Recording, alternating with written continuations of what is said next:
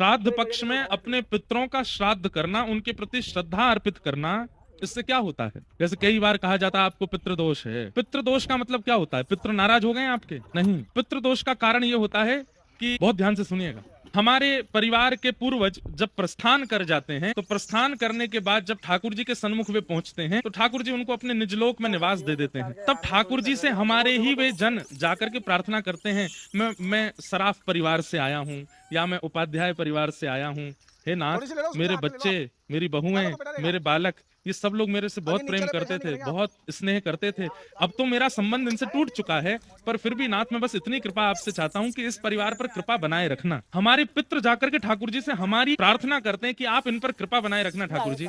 ठाकुर जी कहते हैं, अच्छा तुम इतनी इनकी जो है जैक लगा रहे हो तो अपने परिवार के लोगों की देखते हैं श्राद्ध पक्ष में तुम्हारा श्राद्ध ये लोग कैसे करेंगे।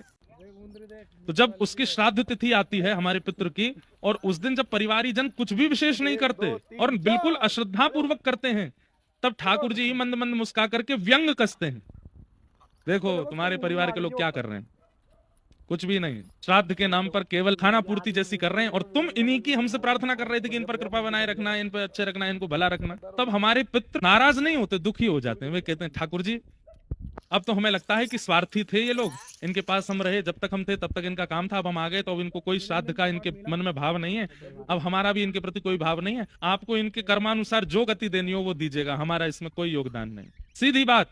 कोई व्यक्ति आपके ऊपर छतरी लेकर के चल रहा था कि आपको धूप ना लगे, ताप ना लगे, बारिश ना हो, ओले ना गिरे आपके ऊपर, लेकिन आपने उसकी कदर ही नहीं की, तो वो छतरी हटा लेगा। अब जो भी होगा सब सहन करना पड़ेगा। इसलिए श्राद्ध पक्ष में हमारे यहाँ आज्ञा की गई कि अपने पितरों का, पूर्वजों का स्मरण किया करो।